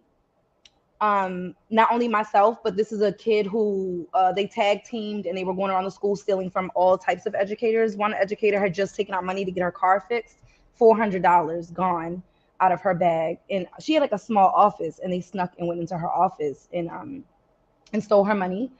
And then most recently, I've had a student stealing. I buy treats for my class for my students, and I've had a student who keeps stealing the stuff. She's also stolen money from my co-teacher. She's gonna grow into an adult, and unfortunately, if we don't do something now to mitigate those behaviors, they're only going to get worse, because if you're a child and you think that you can get away with something, you're going to continue to do it because it's easy, because there are no consequences. So on the one hand, I don't want to see any child being put into the back of a police cruiser, especially at that age, but I don't want to see him become a grown man and spend the rest of his life in jail because he was able to do things that were against the law as a child with no consequences. So for me, I ride this really hard fence, moral fence of wanting to see some real consequences so that they understand that when they grow up, there will be real consequences. You know, we're really big on restorative justice and restorative practices. But the thing about that, it doesn't mean that you just have a conversation with children all the time. That does not always work. The student who has gotten caught stealing from me has stole again. There were no real consequences to her stealing from me besides a conversation where she cried because she got caught. and then she turned around and stole money from someone else. Mm. So again, what do you say in a situation like that? What do you say to the person who's being robbed? Do you say, oh, well, it's okay because you got robbed by a child? You know, that was money that I needed. That was money that my the coworker had needed for her car to get fixed. That's not replaced. Right, because the school didn't replace that money. No, they said, I'm sorry. I am so sorry. Did you like the room door? They never brought the parent into the conversation in either of those cases? So in the first situation where I got robbed, like my actual money, no. They knew who the student was who was stealing. Nothing ever happened. There were no suspensions. Nothing ever happened. He was just stealing, just robbing. I'm gonna rob all the teachers because guess what? There are no consequences. He could do it. No one did anything. Same thing with my student who's been stealing for me. She's done it twice. Only reason I caught her the second time because my things were actually in her bag. Like I actually caught my stuff in her bag. She still tried to deny it at first. And then her friends kind of snitched on her. She still denied it. Then the moment she got in front of the vice principal, she burst into tears crying. And I had to sit there. She became the victim. Right. I'm so sorry. I don't know why I do this. I just do it. And I feel bad. I asked her, was she hungry? Did she need snacks? Did she need anything? You know, you try your best to try to get to the root of the issue. Because sometimes there are underlying issues. No food at home. You know, sometimes children do it out of a lack of attention. Yeah. Or for attention, rather. So I mean, there are different reasons, and you know, I could go on and on and on about the different reasons that children do this, and you know, you could talk to a social worker or a counselor about it. So I think from an education perspective, I'm always trying to look at the different reasons, but then on the flip side of that, I want to make sure that children are learning and understanding, especially our Black children. You will not be given those many chances in the real world. Yeah. Personally, I don't think restorative practices works for Black children because that's not our reality in the real world. We don't get to make that many mistakes with no consequences in the real world. And I have an issue with us teaching Black children in schools that it's okay, just get a slap on the wrist and go back to class. That's not going to be their reality. What we saw in that video, that's going to be their reality. But unfortunately, it'll happen in a time when we can't just say it was a scare tactic. Now they're going to actually have a criminal record. And I think I think first and foremost, I appreciate you sharing that personal story, these personal stories, because I think that people need to get a context. It's very easy to jump to conclusions, right? To say, oh, no, the police were totally wrong because we live in a culture where police are always wrong. Teachers wrong, right? Are especially always wrong. With Black people, right? And Black children. Right. And I understand that. And in some cases, yes, they were wrong. Mm-hmm. But then the other side of it is that if you don't lay down the rules for your children and they go wayward and they start to be the perpetrators of like the students in your class, right? Mm-hmm. Stealing. And then if the school doesn't draw a hard line, and I'm just saying that this is in a school environment and not just in a neighborhood, if the school doesn't draw a hard line, like you are enabling certain behavior. You are saying, to your point, that, hey, it's going to be all right. And we all know, and I will dare anybody that comes on the YouTube fan or the Facebook chat and say, y'all know that she is not lying because we don't get no extra chances. Now, the police in this particular case did not harm the boy. Like I said, they didn't put any handcuffs on him. Yeah. They just scared the hell out of him. Yeah. Right? They scared the hell out of him. They could have communicated to the residents, say, hey, the guy that was doing the filming, the video guy, the police officer could pull him to the side and say, look, man, we're trying to teach this little boy a lesson. We're not going to harm him. We're not arresting him. We're literally just we're taking him home. We're going to teach him. Matter of fact, you can follow the police car when we take him home. Yeah. That could have probably should have been done. I get it. It could have been done. You know, I mean, I think too, like being like in like, you know, being a teacher, like I'm not gonna lie. I had a really rough day today in Miss Muhammad's class. It was a day where it was a day. And you don't know what people go through in the day. So it's so easy to say, well, you should have done this. You should have came and did that. But you don't know what else the officers went through that day, what other altercations or situations we're very insensitive to people who do jobs that we would never be able to do. And I say that because being a police officer is a very hard job. Let's just be real. Being a teacher is a hard job. Being a firefighter, nurse, a doctor, these are hard jobs. They're not always easy, and people aren't always kind to you.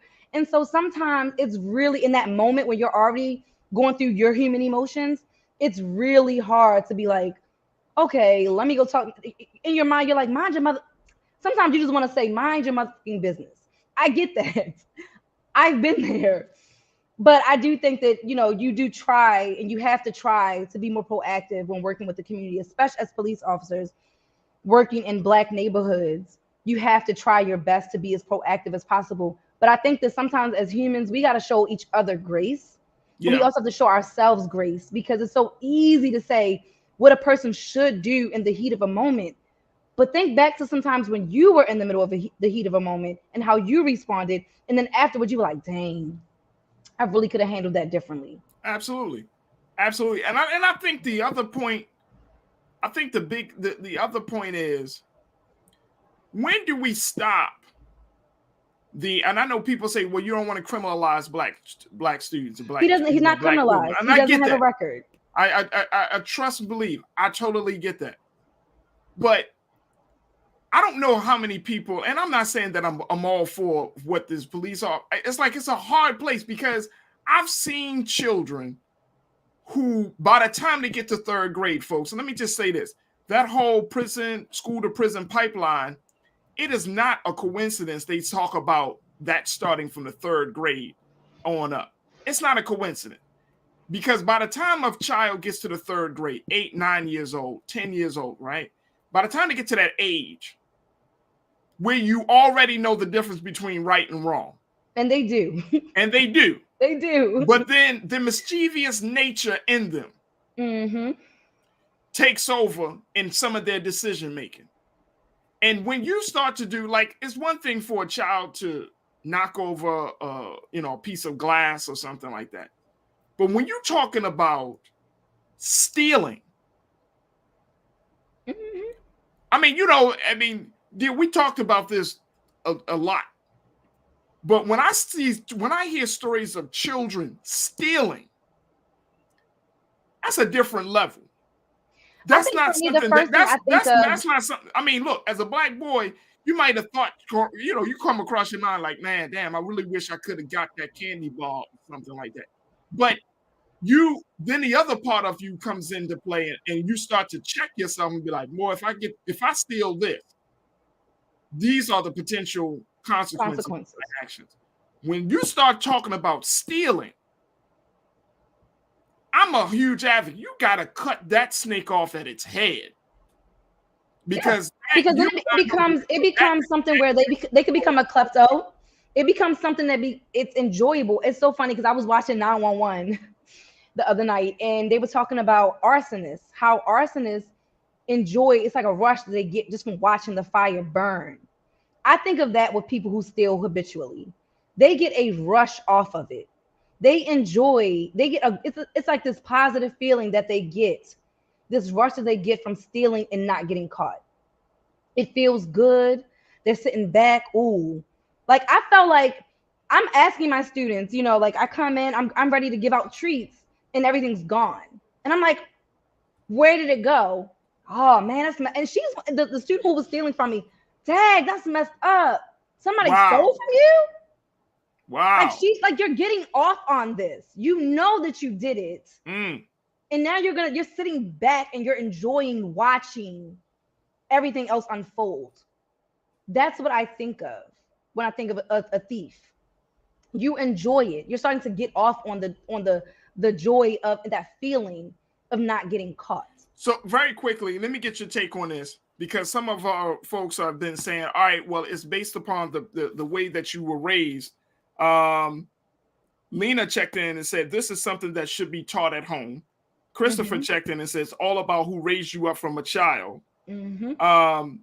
As far as you know, and I'm just saying, based on your personal experience, have you found these children that come out of dysfunctional or quote unquote broken homes? Yes, absolutely. These are the kids who parents have a lot of children, typically. These are the children whose parents are the route. And I'm not even trying to be rude. These are the parents that you don't even want to call to have a conversation about their child, because they're not going to be level-headed. They're not going to be mature. They're not going to want to hear you out. They're going to want to cuss you out. They're going to want to blame you. From my experiences, and these are from the children that I've seen in multiple schools that have been, they homes where there are multiple, the dads are not in the picture. Multiple dads, maybe a stepdad is around. Mom really has a lot on her plate. She really can't handle it all. And a lot of times, and then there are some cases where the moms will say that, like, I really need more help. Very rarely, but I do have a case. I have a case recently where a mom was like, I need more help. She has 5 sons and just had a little girl. The dads are not around. And they're one is in high school all the way down to 3rd grade. I have her 3rd grader. And so, yeah, like, these are not the kids that are coming. These are not the kids who have parents that they know would whip their behinds for doing stuff like that. These are typically the students who have parents who might look at them. You did that. Oh, for real? Oh, you know what I mean? It's like there's no real consequence whatsoever, even at home. In fact, They may be learning the behaviors from their parents. Yeah. And do you feel like at this point that we don't want to face that reality? Oh, we don't. It's sad because, we look at certain people and we say, oh, they're just a kid. But children can be rapists. Children can be murderers. Watch that. It's a documentary on Netflix called Children That Kill. Children kill their own parents. 12 years old, murder their parents in bed. Children can be devious. And that's sad to say. It's scary. No one wants to think of a child that way. But adults started off as children. A lot of those behaviors start off while we're children because they go unchecked. So my thing is, I don't want to label a child, but I do want to figure out what's the issue, why it's happening, and then what can we do to prevent it from happening again. So there's multiple steps to this. I would never want to just label a child. You're just a bad kid. You're a bad seed. But we're human. You know what I mean? Like, I'm human. And I try to I just try to be as empathetic as I possibly can be, because again, you don't know what some of these children are really going through a lot at home. Yeah. Some of them really are hungry at home. Right. Some of them come here, their clothes are dirty. I mean, dirty, like visibly filthy dirty. And they don't get haircuts. They don't get their hair done. There's so many different things. And I will say I do feel very blessed that I work at a school where we actually provide the uniforms for our students. So if a student gets dirty or they rip their pants or their clothes are too small, I can go right downstairs and get them an entire new outfit. And I've done that, since I've been here. I've gotten new clothes for my students, new backpacks, all those things. So the resources really are there. I think the schools are trying to get better at providing more and more resources. We have a REST team, which is an intervention team that works with these behaviors. We have a social worker on deck. We have a guidance counselor on deck. We have an IP specialist. We have a lot of different people at our school. And I see a lot of schools in urban cities really trying to hire and fill these different positions because, one, it's affecting how we as teachers can teach. If I'm trying to deal with all these behaviors with 1 or 2 students, how am I going to teach the rest of my class? So having those other providers that are able to push into the classroom or pull students out of the classroom, like our REST team is probably one of my favorites, because when behaviors and certain things happen, I pick my phone up, I shoot them a text, they're right here. Yeah. So, I will say we are trying our best to be proactive, but you got to understand, children are only with us for a certain amount of time a day. Then they go home. They are going to pick up the behaviors from their family and their parents and think that's right over anybody else. Right. Well, my you know mother what? said it's okay. My mother's like, one kid, I got a fight happened in my class today, real quick. And a student was like, well, my mother said that if somebody gets in my face to hit them. And I was like, but that's not what happened. They didn't get in your face. You got in their face. But she go home and tell her mother that somebody got in hers. And I think that, again, when you're talking about that level of parenting or just trying to, teach a child how to think critically in various situations, it comes down to I think a lot of us, we tend to forget that we're talking to an undeveloped brain, right? Yes. Like a child will perceive reality much more differently than an adult will. So we could tell a child, don't unless somebody gets in your face, don't hit them. The child takes that messaging and says, oh, I can get in their face, therefore I can hit them. And you're like, well, how did you get that? How did you interpret what I said for what you said? And it's so But the thing about it is children lie. I'm gonna just say and children lie. I'm gonna say it. They look, lie. Look, let me tell you a lot. Look, we know. And I know people. I was so embarrassed because I had this student who I love. Like, this is my girl. I'm like, she would never lie. And a student, and she did. She lied. And a student was like, he came to me and was like, Miss Muhammad, she really did lie though. I'm telling you the truth. She really did lie to you. Wow. And you know me, wanting to have faith because this is my girl. She would never lie to me. No, not my girl. And then she came back. I'm sorry, Miss Muhammad, I did lie. And she didn't have to lie. The lie was so bad because she came to me and lied. It wasn't like I asked her a question and she was afraid of my response and then lied to me. Like, you came to me with this lie, and then your classmate was like, overheard and was like, that's not what happened, Miss Muhammad. And I'm like, she's like, yes, it is. And I'm like, well, don't call her a liar. Whole time he saw what happened, she came and lied to me. I'm over here defending you and you lying. So yeah, it's sad. It's absolutely sad. It's so hard to know who to trust. Yeah. Savagery in here. Yeah. And you know what? More importantly, it's so hard to try to, have these conversations, right? Without, like, you don't want to come across as the mean person in a situation like this, but you gotta let people know what the truth is. Children lie. Yes, children steal. That children can pick up a bad habit and they will hold on to that habit and they will continue to do it. Yep. Like and that children can be mischievous. You give someone an inch, they're gonna take a mile. Right. Some children are that way. And it comes down to knowing your child. Knowing your child or knowing the children around you. You know, I mean, it's just like, when you are growing up, like your parents always looked at all of your friends around you, right? Mm-hmm. And already, you and I have had this conversation where your mom could tell you, say, oh, she's gonna be a problem. No, what she said was, that ain't your real friend. I don't like your little friend. I'm gonna let you know now. I don't like your little friend. But you don't like your little friend.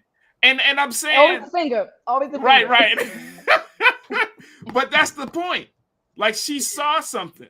Mm-hmm. And somewhere along the way, one of our watches said, and I will say this too, Friday, some children are followers.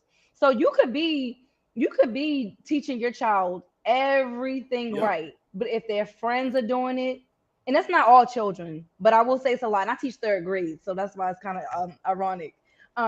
But they will do things because their friends are doing it. And I love, and appreciate those parents that will look their child in the eye and be like, don't you dare lie to me. Tell me the truth now. And then be like, so I'm raising you to be a follower now? I'm not teaching you to be an independent thinker? Because that just goes to show me that they're actually trying to instill something in their child. Right. I strongly dislike a parent who automatically takes what their kid says at face value. Never do that. Even myself with my own son. I need to talk to a couple other people. Right. Because perception, what you perceived happened may look different to the other person. Yep. There it is. There it is. I got to stop this conversation right here, but I appreciate you. We wanted to bring you on. I said, nobody else I want to have this conversation with other than Nira Muhammad, because she knows all too well about this whole thing, this scare straight tactic. I was trying to get on here, but I had a student. Like, it's all good. No, it's all good. 3:25. My kid was picked up at 4:12. Let me tell you, it's all good because you're an educator. That's what happens. That's part of the role. So we appreciate your time. I appreciate you for giving your insight. And certainly we'll be bringing you back on very, very soon. Thank you so much. Continue the great work in the classroom that you're doing. Thank you. All right. Thank you. All right, folks. Man, oh man. What a great show. What a great show. I didn't get to my trends post and doing the most, but certainly we will bring that up to you tomorrow. Hopefully we have enough time. Speaking of tomorrow, let me just share with you who I got very quickly. We're going to have some dynamic Black entrepreneurs. These are young sisters. They run a program. They run a business called Sister Sweets. They do baking, but they provide baked goods. They do singing telegrams. I mean, these sisters are dynamic. They're going to talk to us about how they took their business from just their household all the way up. And just recently, they were providing some baked goods for the a ceremony for Judge Ketanji Brown Jackson at the White House. So they got an incredible story. We're going to bring them on to talk about entrepreneurship and the value of youth entrepreneurship in the Black community. We'll have that conversation. So that's going to be happening tomorrow, and a whole lot of other great guests are going to be joining us. So I appreciate each and every one of you for tuning in today. We truly, truly thank you. We want you to know that here at Black Star Network, every person counts, every like, every share counts. Every dime that you give to Black Star Network counts. That's why we always ask you at the end of the show, make sure you put something in the bucket to help us to grow. This is not about lining somebody else's pockets. This is about building out Black-owned media like the world has never seen. So go to blackstarnetwork.com. You can do that. Download the app. It's all free to download the app on your tablet, your phone, your Roku TV, your Apple TV, whatever TV you got, your Samsung, whatever TV you got, you can do that. If you can't give, share. Share the links, share the show, share all the programming, sharing the special editions that Brother Roland does. Share everything that comes from Black Star Network, because those shares help us to create the platform that we want and the platform that we need to tell our story. So blackstarnetwork.com. All right, that's going to do it for me. I thank each and every one of you. Stay tuned. Up next is Big Brother Roland Martin at the 6 p.m. Eastern Standard Time. And as always, never be afraid to challenge what's wrong. Stand for what's right while being yourself in the process. God willing, we'll talk tomorrow for another exciting edition of The Culture right here on the Black Star Network. Peace.